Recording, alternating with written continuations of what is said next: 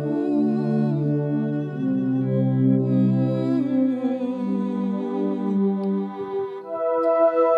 ombre n'est trop sombre, ni mont trop élevé pour que tu me cherches. Aucun mur ne peut résister, ni mensonge tenir. Sans fin tu me cherches. Aucune ombre n'est trop sombre, ni mont trop élevé pour que tu me cherches. Aucun mur ne peut résister, ni mensonge tenir. Sans fin tu me cherches. Aucune ombre n'est trop sombre, ni mont trop élevé pour que tu me cherches. Aucun mur ne peut résister, ni mensonge tenir. Sans fin tu me cherches. Aucune ombre n'est trop sombre, ni mont trop élevé pour que tu me cherches. Aucun mur ne peut résister. Aucun mur ne peut résister, ni mensonge tenir. Sans fin tu me cherches. Oh l'amour renversant, extravagant, infini de Dieu. Sans faiblir, il me cherche, il me poursuit, me ramène à lui. Je suis indigne et sans mérite, mais pour moi tu t'es livré. Oh l'amour renversant, extravagant, infini de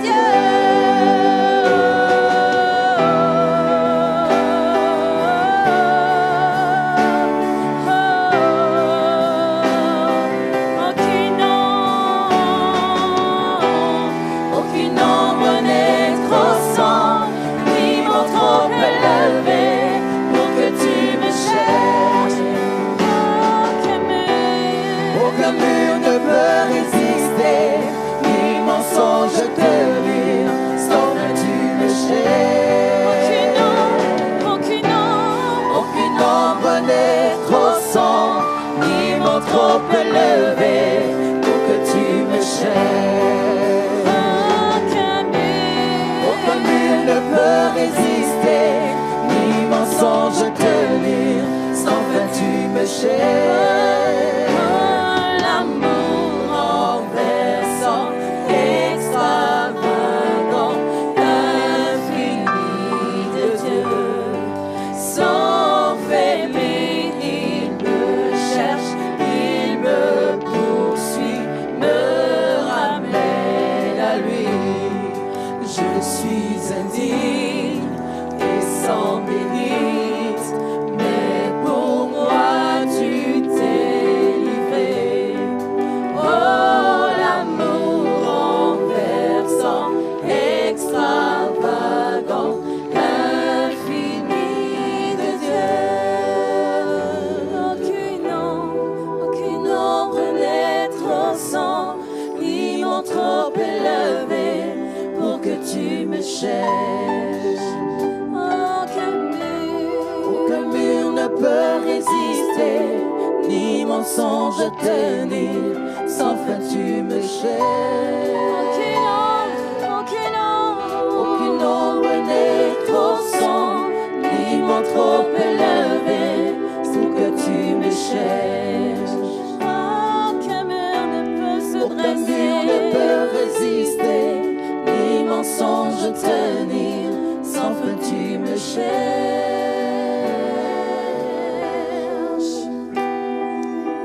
Oh Seigneur, un jour dans tes parvis vaut mieux que 1000 ailleurs.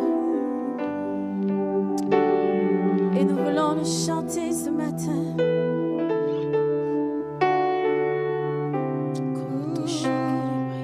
Alléluia.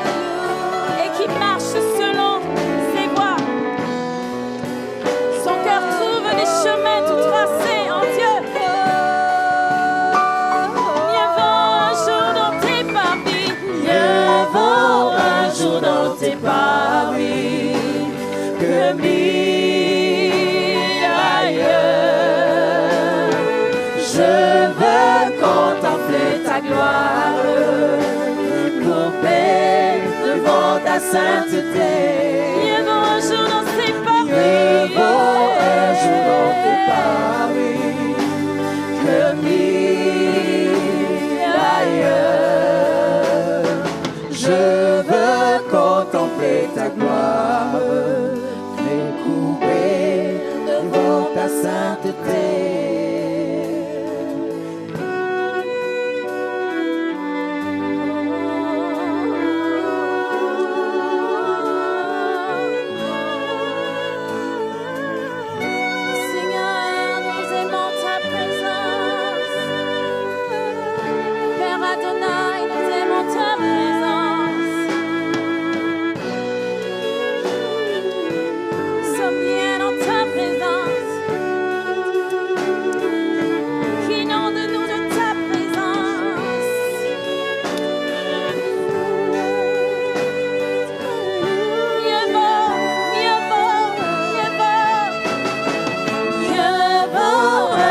Dans tes parvis, mille ailleurs. Je veux contempler ta gloire, me courber devant ta sainteté. Mieux vaut un jour dans tes parvis que mille ailleurs. Je veux contempler ta gloire, courber devant ta sainteté.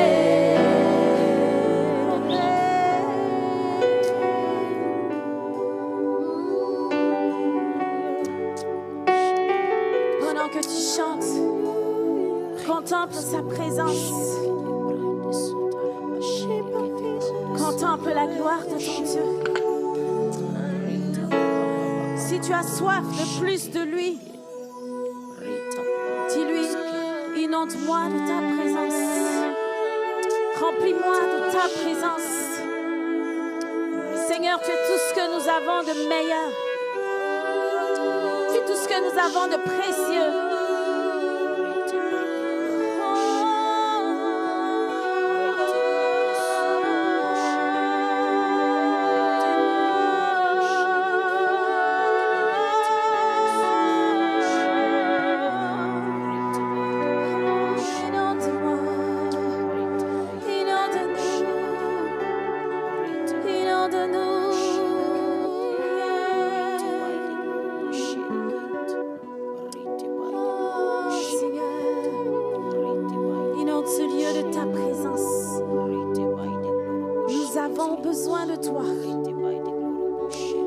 Combien nous soupirons après toi et combien nos âmes en nous te cherchent.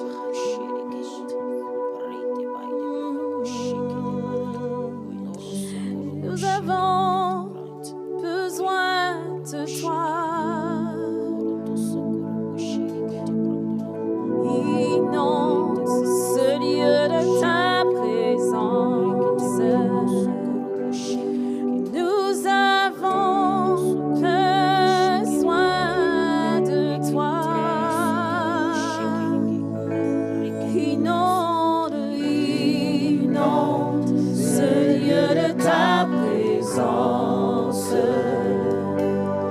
Nous avons besoin de toi. Adonai Père, inonde, inonde ce lieu de ta présence. Nous avons besoin de toi. Viens Esprit, viens Esprit de révélation. Souffle sur nous, souffle sur nous. Viens Esprit de feu, viens Esprit de révélation. Viens souffler sur nous, souffle sur nous, souffle sur nous. Dis-lui encore, inonde ce lieu de ta présence. Inonde ce lieu de ta présence. Nous avons besoin de toi. Dis-lui combien tu as besoin de lui. Inonde ce lieu de ta présence. Nous avons besoin de toi. Viens, esprit de révélation. Viens, esprit de révélation. Souffle sur nous. Souffle sur nous. Viens, esprit de feu. Viens, esprit de révélation. Souffle sur nous. Souffle sur nous. Viens, esprit de révélation. Viens, esprit de révélation. Souffle sur nous. Souffle sur nous. Viens, esprit de révélation. Esprit de révélation. Souffle sur nous. Souffle sur nous. Je sens la pluie de ton amour. Je sens le vent de ton esprit. Fais-nous vivre au rythme des battements de ton cœur. Je sens la pluie de ton amour. Je sens le vent de ton esprit. Fais-nous vivre au rythme des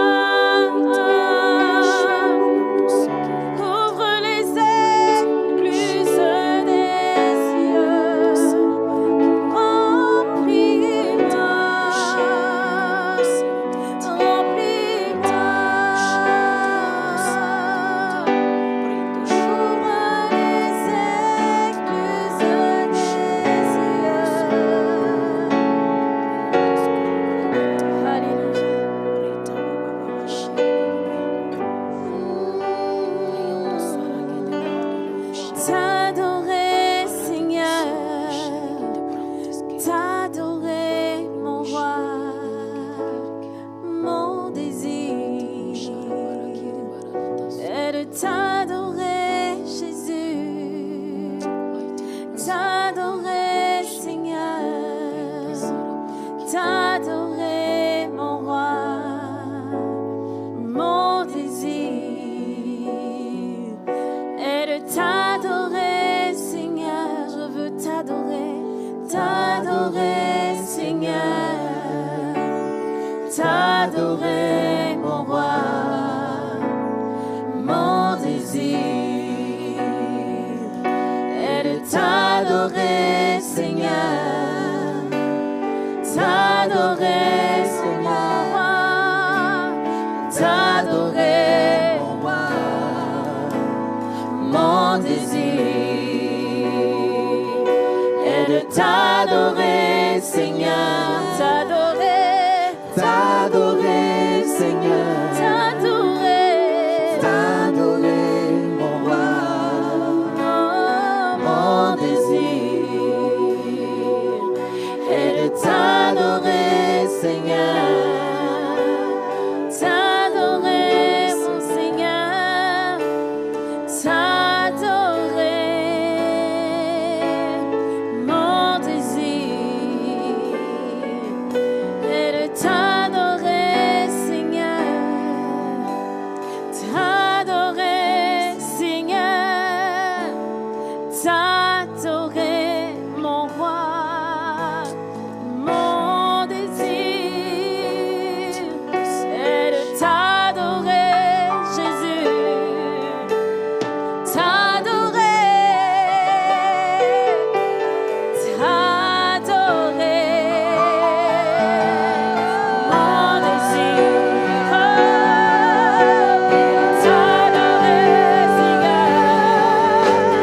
t'adorer, Seigneur, t'adorer, mon roi.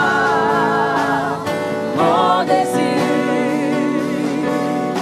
est de t'adorer, Seigneur, grand Dieu de la terre, t'adorer, Seigneur, t'adorer, mon roi. Mon désir est de t'adorer, Seigneur, comme une pierre, t'adorer, Seigneur, t'adorer, mon roi. Mon désir est de t'adorer, Seigneur. Alléluia. Nous sommes là pour toi, Seigneur.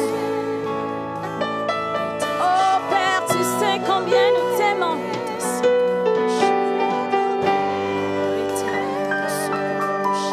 Merci pour la croix. Merci pour la vie éternelle. Oh, nous voulons t'offrir nos vies en sacrifice vivant. Seigneur, nous t'aimons. Tu es le roi, tu es le Seigneur de ma vie, de nos vies. Tu es notre sauveur. Tu es notre raison de vivre, notre raison d'exister. Que tout ce qui respire te loue, grand Dieu, parce que tu en es digne. Tu en es digne. Alléluia. Tu en es digne, Seigneur. Tu en es digne. Tu es digne de recevoir l'honneur. Tu es digne de recevoir la gloire. Alléluia.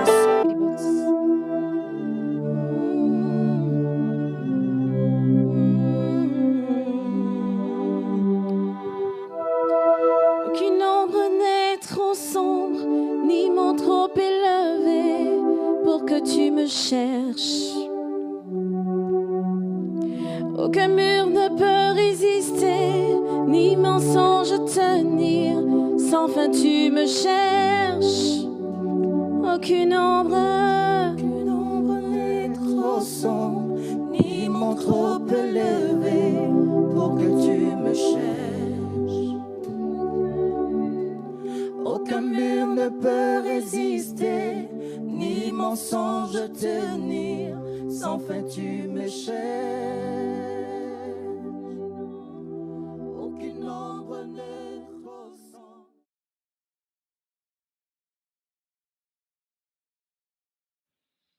Eh bien, bonjour à tous les gens de l'Église Vie Abondante de Saint-Hubert.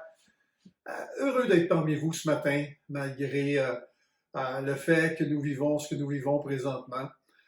Simplement de vous mentionner que j'aimerais vous souhaiter un joyeux temps des fêtes à vous et les vôtres. Que vraiment le Seigneur puisse faire reposer ses grâces sur vous et qu'il puisse ce matin parler à nos cœurs au travers de sa parole. Amen. Laissez-moi conduire dans un mot de prière. Seigneur, merci pour ta présence.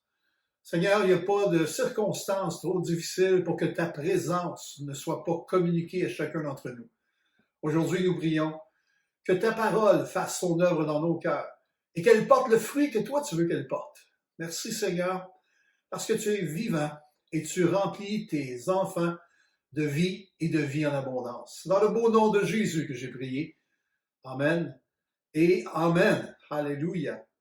Donc, heureux d'être parmi vous ce matin. J'ai un message ce matin qui, je pense, est un message qui devrait toujours être prêché tout au long de l'année, mais particulièrement, je pense, dans cette saison des fêtes, dans cette saison dans laquelle nous sommes, au 26 décembre aujourd'hui.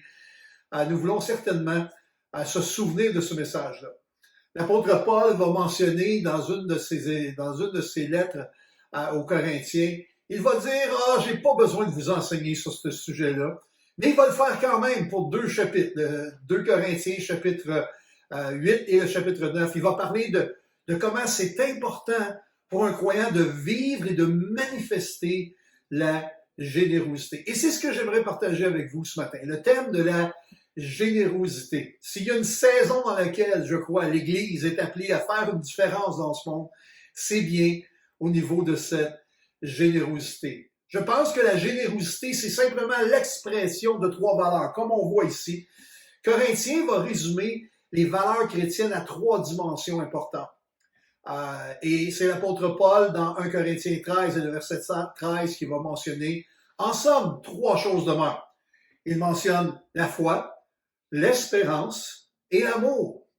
Et de ces 3 choses qui demeurent, la plus grande d'entre elles étant l'amour. C'est l'amour.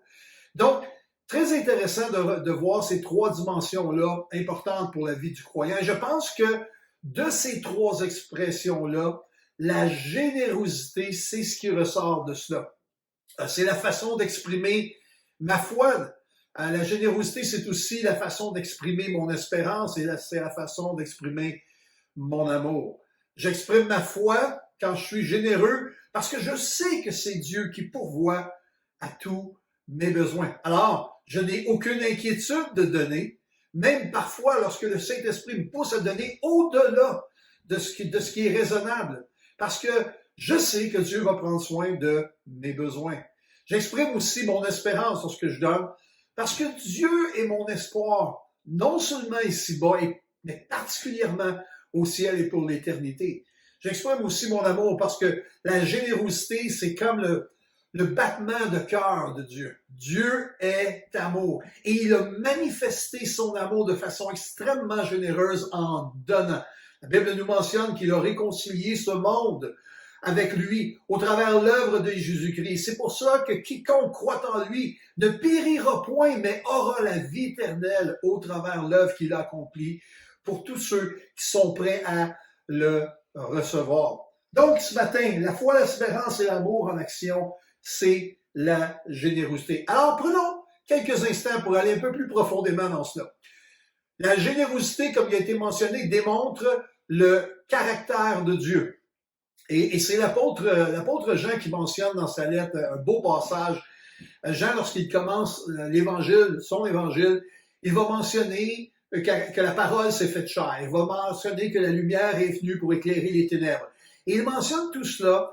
Et là où on va trouver probablement le texte le plus triste de tout le Nouveau Testament, où c'est mentionné, mais il est venu chez les siens et les siens ne l'ont point reçu. Et c'est dur à comprendre quand il y a eu, on sait, un gap, un espace-temps de 400 ans entre les derniers prophètes et la venue du Messie, alors que le Messie vient, alors que le Messie entre dans ce monde, alors que ce Messie-là vient accomplir les desseins des prophètes, mais les gens qui connaissaient la loi, les gens qui connaissaient la parole, ne l'ont pas reconnu pour différentes raisons.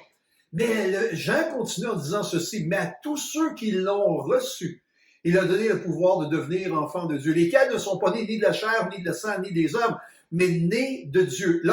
Alors, vous et moi, nous avons besoin de faire l'expérience, de recevoir ce Jésus-là dans nos cœurs afin d'être réconciliés avec Dieu et afin de devenir des enfants de Dieu. Et c'est cet apôtre Jean-là qui va mentionner le texte suivant.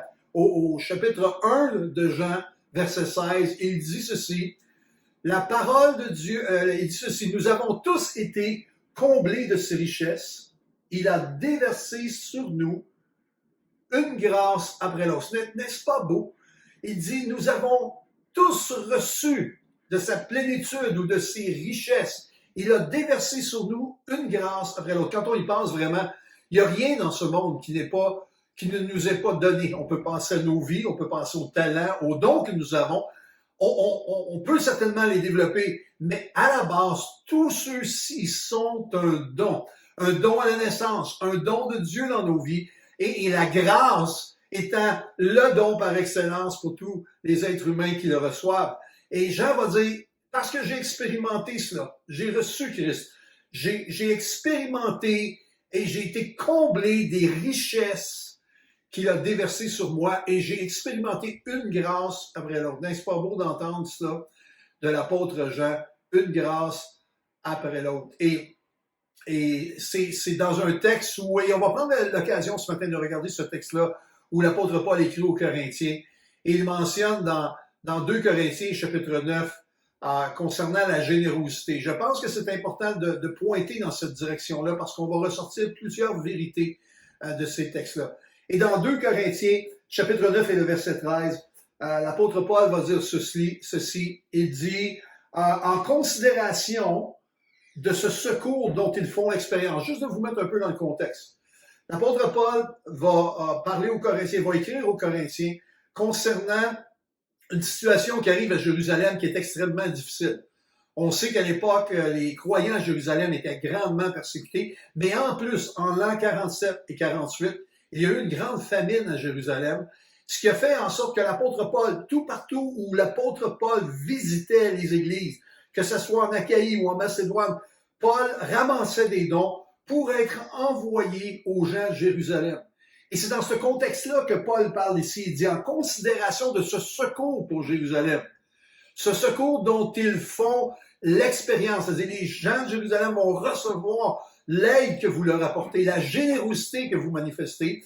Et il continue en disant, il glorifie Dieu de votre obéissance dans la profession de l'évangile de Christ et de la libéralité de vos dons envers eux et envers tous. Donc l'apôtre Paul met une emphase ici sur cette dimension où la générosité témoigne Dieu, ou témoigne le caractère de Dieu au travers la vie des croyants. Ici particulièrement, les gens de Corinthe, alors qu'ils manifestaient leur générosité, mais, eh bien, les gens de Jérusalem, quant à eux, lorsqu'ils recevaient cette générosité-là, ils glorifiaient Dieu. Pourquoi? Parce que les gens de Jérusalem étaient conscients que la raison même de pourquoi les Corinthiens manifestaient la générosité, c'est qu'ils avaient connu eux-mêmes. Eux-mêmes, ils avaient connu la grâce de Dieu. Ils avaient connu Christ d'une façon personnelle et à cause de cela, ils étaient capables de manifester leur générosité. Et c'est pour ça qu'on parle que la générosité démontre ma foi dans le fond. La foi que j'ai en Dieu, la foi que j'ai en Christ. Alors que Paul écrit aux Corinthiens, comme j'ai dit dans les 2 chapitres, chapitre 8 de 2 Corinthiens, chapitre 9, il va parler abondamment de la générosité. Et Paul veut nous expliquer ici que il veut prendre... c'est important pour lui que les croyants de Corinthe puissent prendre soin des croyants de Jérusalem à cause des persécutions qu'ils passent au travers. Et fait remarquable, c'est que les Corinthiens vont répondre avec générosité et l'obéissance va manifester, dans le fond, l'obéissance va être le témoignage de leur foi en Jésus-Christ, une foi qui est pratique, un évangile, dans le fond, qui est vivant et qui est agissant. 2 Corinthiens 9, 13 dit, en considération de ce secours dont ils font l'expérience, ils glorifient Dieu de votre obéissance. dans la profession de l'Évangile de Christ. Donc, c'est le témoignage clair pour eux. Ils glorifient Dieu, les gens de Jérusalem, pour les Corinthiens. Pourquoi? Parce qu'ils sont les témoins vivants d'une obéissance, l'obéissance de leur foi. Et ça, pour moi, c'est important. On peut dire qu'on a la foi, mais dans le fond, la foi sans les œuvres est vaine. Et ici, les Corinthiens reçoivent le témoignage des gens de Jérusalem pour dire, vous avez la foi, mais vous avez manifesté par des œuvres concrètes votre foi. Et je crois qu'une des façons par excellence de manifester notre foi, c'est en témoignant de notre générosité. La générosité aussi développe mon amour et démontre mon amour, je pourrais dire. Ici, c'est Jésus dans Matthieu chapitre 6, verset 20 et au verset 21, où il mentionne « Mais amassez-vous des trésors dans le ciel, où le teigne et la rouille ne détruisent point, où les voleurs ne percent ni ne dérobent, car là où est ton trésor, là aussi sera ton cœur. » Donc Jésus dit, c'est intéressant, Jésus nous mentionne que c'est possible ici-bas, alors que nous vivons sur la terre, de déjà commencer à semer, à investir pour là-haut. Mais comment cela est-il possible? Mais cela est possible uniquement lorsqu'on vient à la connaissance de Dieu et lorsque nous nous laissons diriger, conduire avec générosité par le Saint-Esprit dans nos vies, alors nous pouvons semer dans l'avenir, semer dans l'éternité. On peut investir ici-bas, mais amassez-vous des trésors dans le ciel, dit Jésus. Cet endroit où les insectes, où la rouille ne peut pas toucher vos dons de générosité, votre manifestation de générosité, parce que à cet endroit-là, Dieu voit le cœur, Dieu voit les motifs, Dieu voit la raison même de l'expression de votre générosité. Jésus va plus loin en parlant. Il dit de s'amasser des trésors dans le ciel, mais il continue en disant de veiller sur notre cœur. Et il compare notre cœur à un trésor. Proverbe chapitre 4, verset 23 dit « Garde ton cœur plus que toute autre chose, car de lui viennent les sources de la vie. » Voici un message important. Garde ton cœur plus que toute autre chose. Pensons-y juste quelques instants. Tout ce qui nous entoure, tout ce que nous vivons, l'endroit le plus précieux pour nous de veiller, c'est au niveau de notre cœur. Veillons, gardons. Et c'est important que c'est pas Dieu qui garde notre cœur, mais c'est notre responsabilité à vous et moi de garder nos cœurs à la bonne place, au bon endroit. Et Jésus dit, dans ce cœur-là, vous pouvez mettre des bonnes choses et des mauvaises choses. Il est en train de mentionner, on peut choisir quelles seront les valeurs que nous allons déterminer pour nous-mêmes. Et les valeurs se déterminent comment? Ben, par nos actions. Les valeurs se déterminent parce qu'on considère qui est important dans nos vies. Et si les choses qui sont importantes dans nos vies sont des choses qui sèment dans le trésor du ciel, cela a beaucoup de valeur. Si les choses sont importantes, c'est des choses qui ne restent qu'ici-bas, et cela a de moindre importance. Donc Jésus dit, veille sur ton cœur. Fais attention. Là où est ton trésor, là aussi sera ton cœur.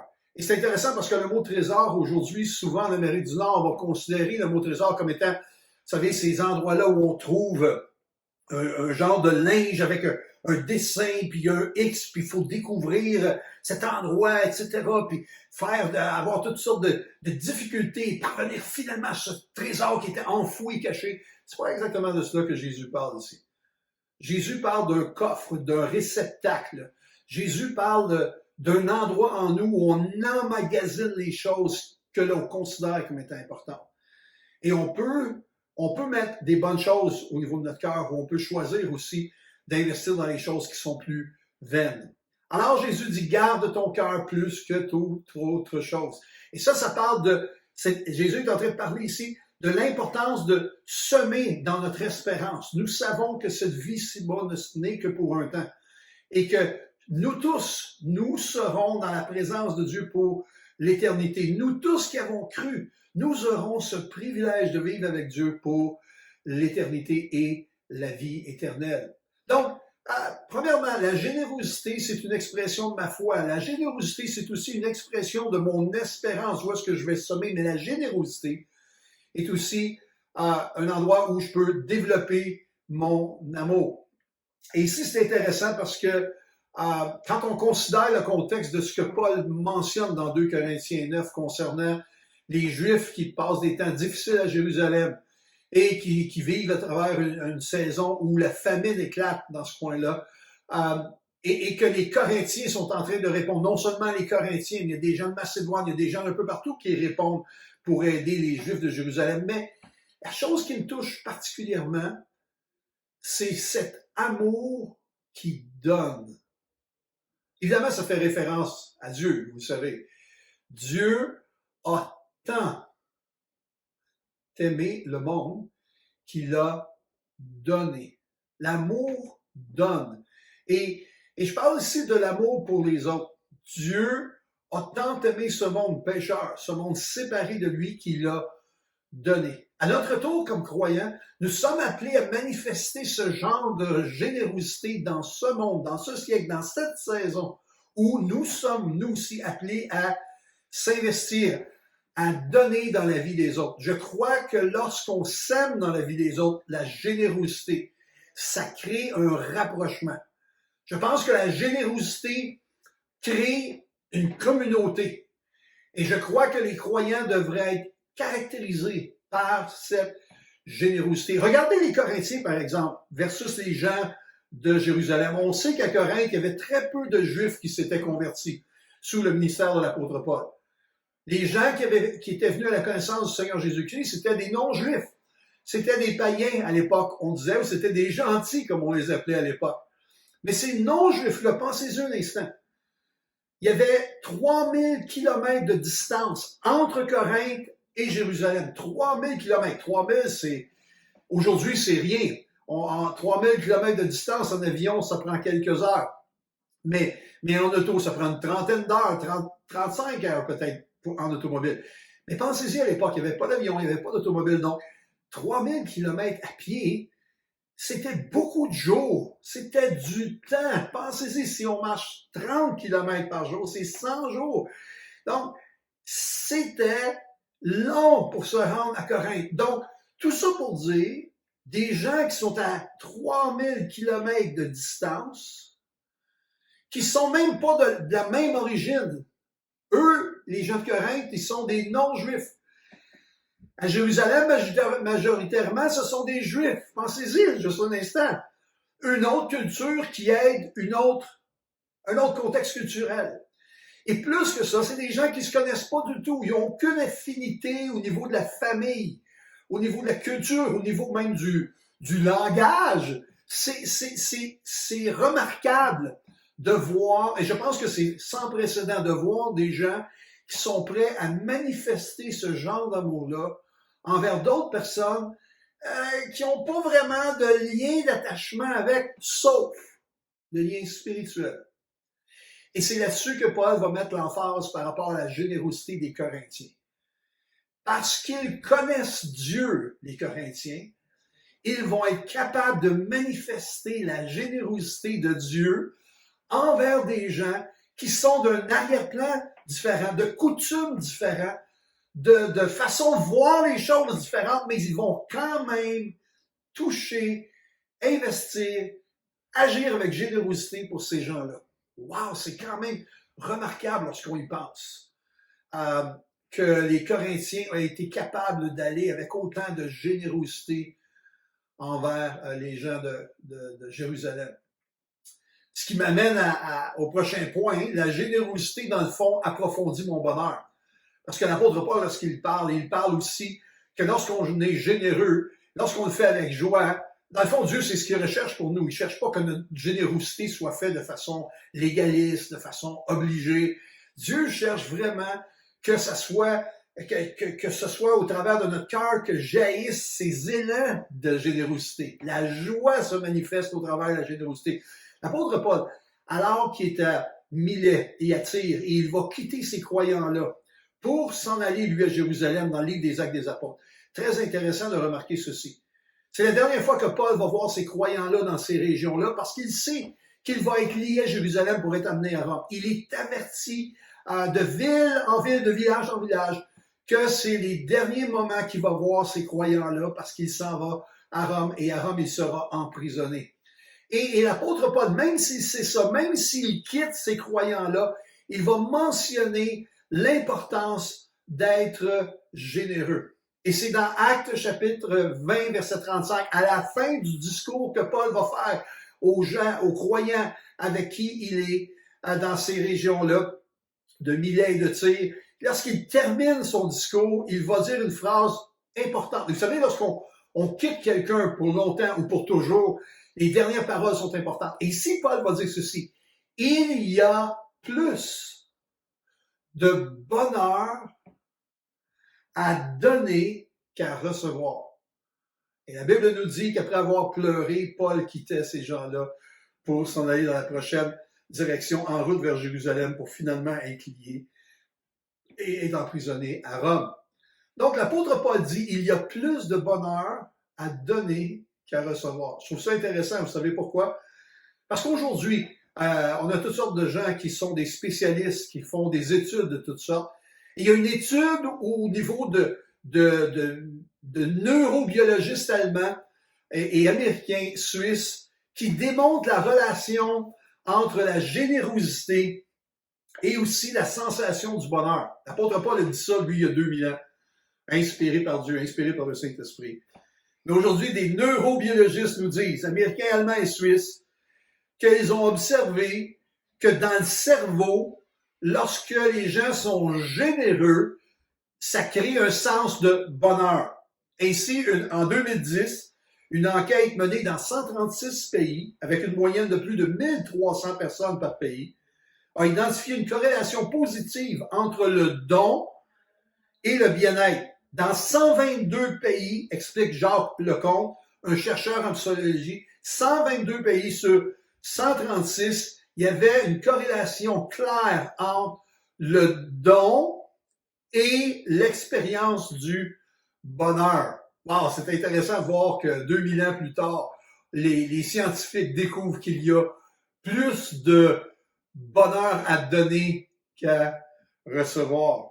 Un autre spécialiste, Carl Menninger, un psychiatre au Kansas, a dit ceci, la générosité est un des éléments essentiels à la santé mentale. Nous avons trouvé que les gens généreux sont rarement malades mentalement. Intéressant de voir l'impact, dans le fond, de la générosité de Dieu exprimée au travers du croyant. C'est comme si Dieu veut nous bénir par nos actes de générosité. Il veut, en même temps, qu'on puisse expérimenter des joies, des paix qui sont trouvées uniquement lorsque nos cœurs manifestent sa générosité envers les gens qui nous entourent. Ce qui m'amène à j'ai fait un petit jeu de mots ici pour nous. Le mot généreux, je l'ai divisé en deux, j'ai dit génère-eux. Ici, on a nous, ou moi, ou vous, comme individu, qui va faire la différence dans la vie de plusieurs. Dans le fond, le mot généreux vient du latin qui dit generare, qui veut dire engendrer, produire quelque chose ou en être la source. Dans le fond, vous, moi, on est la source, on produit quelque chose, on donne à l'autre, on génère quelque chose. Et c'est un synonyme lorsqu'on parle de, justement, engendrer quelque chose pour l'autre, faire donner quelque chose pour l'autre. Et je crois que on peut être génère, nous qui générons, pour eux, pour les autres. Et le Seigneur veut, au travers de nos vies, vraiment faire une différence dans la vie de tous ceux que l'on côtoie. Que ce soit des gens autour de nous, dans tous les milieux dans lesquels on vit, que ce soit les milieux notre milieu familial, que ce soit notre milieu spirituel d'église, que ce soit notre milieu de travail, notre milieu de voisinage. Le Seigneur veut que cette générosité soit manifestée au travers de nos vies. Et dans le fond aussi, la Bible dit que la générosité va déterminer ma bénédiction. Donc, oui, je le fais avec joie, je le fais avec cœur. En même temps, Dieu produit la joie et le bonheur dans mon cœur alors que je suis généreux. Puis en plus, le Seigneur me dit qu'il va donner encore afin que je puisse expérimenter ses grâces. et sur grâce dans ma vie. Et c'est Jésus dans Luc chapitre 6, verset 38 qui va mentionner « Donnez et il vous sera donné. On versera dans votre vie une bonne mesure, serrée, secouée et qui déborde, car on vous mesurera avec la mesure dont vous vous serez servi. » L'importance d'avoir un cœur généreux. Et c'est ce qu'on voit ici. L'apôtre Paul, dans 2 Corinthiens 9, encore dans le contexte dont on parlait des Corinthiens envers les gens de Jérusalem, va mentionner « Sachez-le, celui qui sème peu moissonnera peu, et celui qui sème abondamment moissonnera abondamment. Que chacun donne comme il a résolu dans son cœur, sans tristesse, ni contrainte, car Dieu aime celui qui donne avec joie. » Wow! Le Seigneur est fantastique. Et quand je pense à cet élan de générosité et la bénédiction qu'on va avoir en retour, ça me fait penser à un exemple que j'ai lu, un témoignage que j'ai lu il y a quelques années d'une femme. Son nom, c'est Harriet Tubman.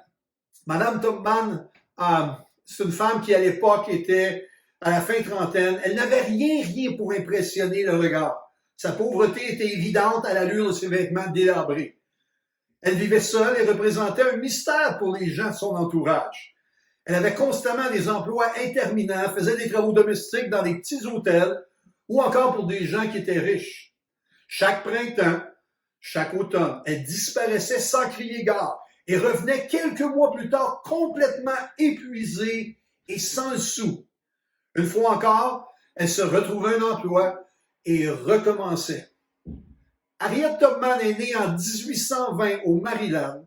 Elle a grandi dans un contexte d'esclavage. À l'âge de 13 ans, elle fut battue à mort et laissée pour morte. Finalement, elle réussit à s'enfuir au nord des États-Unis et devint une citoyenne libre.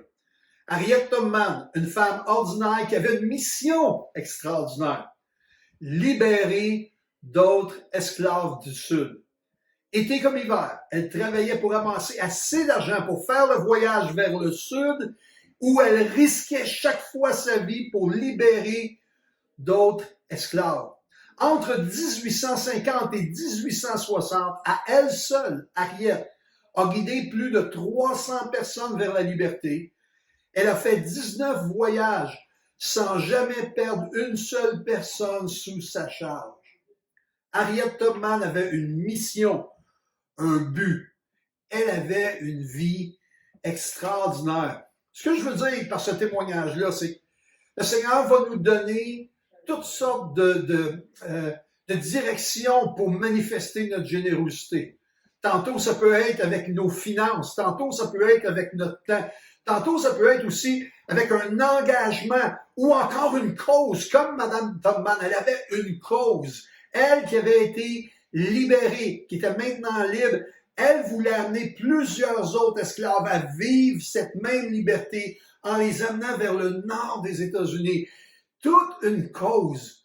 Dieu va mettre des causes dans notre cœur. Dieu va mettre des situations afin que nous puissions manifester notre générosité. Et dans ce sens-là, ce qui m'amène à mon dernier point aujourd'hui avec vous, c'est que je crois sincèrement qu'il y a différentes formes de générosité. Je peux être généreux avec mon argent, je peux être généreux avec mon temps, je peux être généreux avec mes biens, la mobilisation pour une cause. Il y a différentes façons de manifester notre générosité. Jésus, quant à lui, lorsqu'il est venu pendant 3 années vivre avec les disciples, il a été extrêmement généreux à tous égards et particulièrement au niveau de son temps, où il a investi sa vie et semé sa vie dans 12 disciples afin qu'eux, à leur tour, puissent faire de même, c'est-à-dire faire des disciples. Donc, on peut être généreux au niveau de notre temps, notre argent, nos biens. Dans le fond, il faut considérer dans notre cœur de réaliser où sont mes valeurs, quel est vraiment mon trésor. Seigneur, est-ce que mes biens m'appartiennent ou t'appartiennent? Est-ce que mon argent t'appartient ou m'appartient? Est-ce que mon temps t'appartient ou m'appartient? Est-ce que les ressources que je possède m'appartiennent ou t'appartiennent? Et à partir de cela, on va être capable de déterminer là où Dieu veut nous conduire, au travers des élans de générosité, que ce soit de notre temps, de notre argent, d'une cause qu'il peut déposer sur votre cœur. Et c'est à nous de faire la différence. Ce qui m'amène à un exemple que j'aimerais partager avec vous aujourd'hui. Il y a plusieurs années maintenant, c'était la veille de Noël et on avait préparé à l'église, à la salle, tout un spectacle, une petite pièce de théâtre avec des chants de Noël, une courte exhortation de ma part. Et c'était vraiment, comment je peux dire ça, c'était le 24 décembre et tout était planifié, etc. On était prêts pour cette soirée-là, on avait pratiqué tout cela. Et, vous savez, il y a toujours un petit peu de nervosité cette journée-là pour que les choses aillent bien. On sait qu'il va y avoir des invités ce soir-là et tout cela. On veut bien faire les choses. Et en me réveillant cette journée-là, j'avais réalisé que wow, j'avais acheté des petits présents à mes enfants pour après la soirée à l'église. On était pour avoir un temps en famille, pour, vous savez, manger, passer du temps en chambre et partager, échanger des cadeaux, etc. Mais j'avais oublié une personne importante et c'était mon épouse. Et je me suis dit, oh my, c'est quand même particulier. J'ai tellement de choses à penser dans cette saison-ci que j'ai même oublié d'acheter un petit présent à mon épouse. Donc, je suis parti cette journée-là, cet après-midi-là, pour aller à un endroit où c'était la cohue totale. Vous savez, le 24 décembre, si vous voulez aller acheter quelque chose, c'était pas la bonne date. Il y avait du monde partout dans les magasins, difficile de circuler, difficile, et c'était long, etc. Et finalement, j'ai trouvé ce que j'avais besoin de trouver et je devais m'en retourner à la maison assez rapidement parce qu'on devait se préparer pour aller à l'église pour la soirée qu'on avait préparée. Et je n'avais pas eu le temps de dîner, etc. Donc, j'avais faim. Je me suis dit, hey, je vais arrêter à un endroit pour prendre des petits biscuits. Je suis arrêté dans un petit restaurant. Et au lieu de prendre un lunch, j'ai pris juste des 2 biscuits aux noix de macadam. C'était assez. Et quand je suis rentré à l'intérieur, j'ai vu à ma droite qu'il y avait un homme couché sur une table, en habit délabré. Il avait la main pleine de sang. Et il était couché, puis il semblait dormir. Et j'ai reconnu cet homme-là. C'était quelqu'un que j'avais aidé maintes et maintes fois à déménager. C'est quelqu'un qui avait accepté le Seigneur, mais qui était tombé dans des problèmes d'alcool. Puis il fonctionnait bien pendant un temps, puis il avait retombé encore. Et maintes fois, cette personne-là, je l'avais aidé. Là, je me suis dit, oh non, je veux pas qu'il me reconnaisse. Parce que le connaissant, il était pour lever la voix dans le restaurant, dire, oh, Pasteur Michel. Et là, je voulais juste faire semblant que je l'avais pas vu. Et j'ai été jusqu'au comptoir, j'ai demandé tout doucement à la serveuse, je voudrais avoir 2 biscuits de noix de macadam. Elle dit, oui, monsieur. Puis là, je voulais pas qu'il reconnaisse ma voix. J'ai dit, 2 petits biscuits aux noix de macadam. Elle m'a donné les petits biscuits et j'ai repassé devant en sortant à la porte. Quand je suis arrivé à l'auto, j'ai dit, oh, phew. Oh, il n'a pas eu l'occasion de me voir, je ne l'ai pas vu, donc je peux aller rapidement vaquer à mes affaires. Mais en entrant dans l'auto, il y a une voix à l'intérieur qui est venue et puis qui m'a dit, va saluer la personne. Non, Seigneur, je ne veux pas aller, j'ai pas le temps, je suis occupé, j'ai plein de choses à faire. Vous savez, moi, j'ai toujours eu cette pensée-là lorsque j'ai commencé le ministère face à Dieu. Je disais tout le temps au Seigneur, Seigneur, je sais que des fois tu peux nous surprendre, je sais que des fois, Seigneur, tu peux vraiment nous montrer que ton agenda est différent de notre agenda. Et j'avais toujours cette image de cette parabole au tout début du ministère. Tu sais, cette parabole du bon samaritain où tout à coup il y a un sacrificateur, quelqu'un se fait battre par des brigands, laissé pour mort sur le bord du chemin, à peine en vie, blessé, et le sacrificateur passe à côté, le regarde et fait comme s'il n'existe pas. Et ensuite, il y avait le Lévite qui fait la même chose, puis continue son chemin. Et finalement, il y a le bon samaritain, ou on appelle le samaritain, qui s'arrête, qui lui prend la personne, le met sur la monture, va à l'hôtel, pèse ce qui coûte, puis il dit, si ça coûte davantage quand je vais revenir à l'hôtelier, il lui dit, je vais défrayer les coûts pour qu'il puisse retrouver la santé. Et je me suis toujours posé la question, Seigneur, quand je fais du ministère, est-ce que ces choses-là vont m'arriver à un moment donné? Je vais être en train de préparer un mariage ou une funéraille, puis à un moment donné, il va y avoir une situation. J'avais toujours en appréhension que Dieu me place dans une situation. Mais cette fois-là, c'est arrivé. J'avais des préoccupations par rapport à la veille de Noël, par rapport à tout cela. Et le Seigneur me dit dans l'auto, là, maintenant, Michel, tu vas aller voir la personne en dedans. Et je retourne aller voir cette personne-là. Et comme de fait, en m'arrivant près de lui, je le vois étendu et couché sur la table et la main pleine de sang. qui est là, il dort pas, mais il est juste en train d'être comme ça. Et je m'approche de lui, puis je dis bonjour. Et en disant ça, « Ah, pasteur Michel », il commence à crier dans le restaurant. Et laissez-moi vous dire, c'est un endroit inconfortable à ce point-là. « Pasteur Michel », et il était dans un autre état, il était dans un état d'ébriété. Il se sentait vraiment pas bon.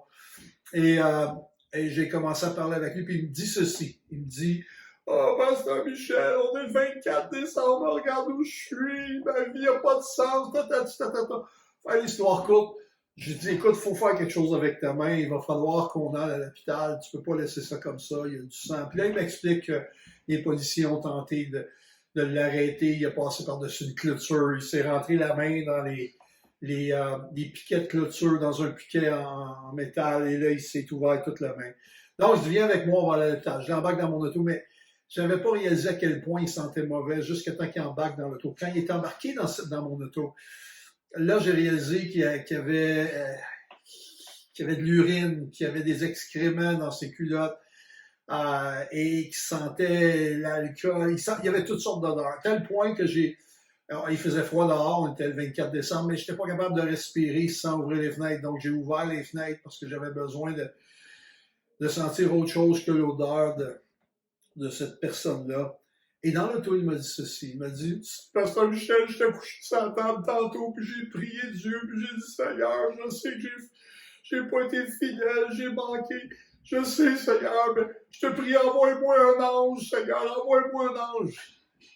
Puis là, il m'a regardé, puis il m'a dit, tu sais, Michel, c'est toi l'ange que Dieu m'a envoyé aujourd'hui. Laisse-moi vous dire, moi, je me sentais pas comme un ange. Pourquoi? Parce que je savais les motivations dans mon cœur. Je savais que c'était pas de moi d'aller voir cette personne-là et d'aller aider cette personne-là. Mais c'est le Saint-Esprit qui m'a littéralement poussé à le faire. Donc, on est allé à l'hôpital. Ensuite, il a été soigné, etc., pris en charge. Et moi, j'ai pu vaquer à mes occupations et ensuite aller prendre ma douche, me préparer pour aller à ma réunion du soir. Et j'ai complètement oublié d'avertir mes enfants et mon épouse. Donc, on est embarqué dans l'auto pour aller à l'église par la suite. Et en ouvrant la porte de l'auto, il y a une odeur qui s'est sortie de l'auto. Mon épouse disait, c'est quoi cette odeur-là? Qu'est-ce que c'est ça? Ça sent donc bien mauvais. J'ai dit, chérie, je pense qu'il va falloir amener un plastique pour mettre par-dessus le banc. Parce que ce que tu sens, c'est l'odeur de l'amour de Dieu. Ce que je voulais lui dire, c'est que Dieu n'a pas de problème avec le fait d'étendre sa main dans sa grâce aux gens qui ont des grands besoins, qui crient à lui. Et on a été chercher un plastique et on a été à l'église. Et tout ça pour vous dire que parfois, nous comme croyants, on a nos plans, on a nos idées, on a nos façons de faire. En même temps, je pense que c'est tellement important lorsqu'on pense à la générosité, de dire à Dieu, Seigneur, non pas ce que moi je considère, non pas ce que moi je pense, mais montre-moi les actions que je dois poser pour manifester ton cœur, tes élans à toi de générosité envers les gens qui sont autour de moi. Oui, certainement, en commençant par nos familles, oui, certainement, en continuant par les frères et les sœurs dans la foi, mais oui aussi par nos voisins, par nos collègues de travail, par nos employeurs, qu'on puisse démontrer un cœur généreux à tous égards, que ce soit au niveau d'investir mon temps dans une cause, dans une personne, que ce soit au niveau de prendre les biens que j'ai et de les utiliser pour la gloire et le royaume de Dieu, que ce soit au niveau aussi des dons en argent. Seigneur, donne-moi d'être un instrument entre tes mains pour faire la différence dans cette génération. Et qu'ici, non seulement dans la saison des fêtes, mais tout au long de l'année, je puisse être considéré comme quelqu'un qui vit et qui manifeste la générosité au niveau de ma foi, de mon espérance et de mon amour, Seigneur. Prions ensemble. Seigneur, merci pour cette occasion ce matin de nous être arrêtés pour quelques instants sur ce sujet de la générosité. On sait que l'être le plus généreux de l'univers, c'est toi, Seigneur. Constamment, tu bénis les humains que tu as créés. Tu fais lever ton soleil sur les bons et les méchants, tu fais pleuvoir sur les justes et les injustes. Ce qui manifeste et ce qui démontre ta grâce, ton amour. Alors, Seigneur, nous voulons, nous aussi, nous qui sommes appelés de toi, nous qui sommes touchés par toi. Nous qui connaissons ta grâce, nous prions que nous puissions être des instruments entre tes mains de générosité envers les gens qui sont autour de nous. Et ainsi créer des communautés, Seigneur, des communautés qui pourront voir l'abondance que Dieu manifeste au travers de la vie de ses enfants. Merci pour mes frères et sœurs ce matin. Merci pour cette saison dans laquelle nous sommes. Pourquoi? Parce que je crois que c'est une saison où on peut manifester vraiment ces élans de générosité pour faire la différence, pour soutenir, aider, encourager les gens qui passent à travers une saison difficile. Père, je te rends grâce pour tout ce que tu fais. C'est dans le beau nom de Jésus que j'ai prié. Amen et amen. Alors, mes frères et mes sœurs, merci d'avoir pris le temps d'écouter le message ce matin. Et j'aimerais vous encourager de continuer de vivre votre foi chrétienne, votre espérance chrétienne et votre amour chrétien au travers des élans de générosité que Dieu va déposer dans vos cœurs. Et aussi en même temps que vous puissiez être bénis à la nouvelle année qui approche. Vraiment que le Seigneur puisse répandre ses grâces et renouveler ses bénédictions sur chacune de vos vies. Dans le nom de Jésus, j'ai prié. Amen.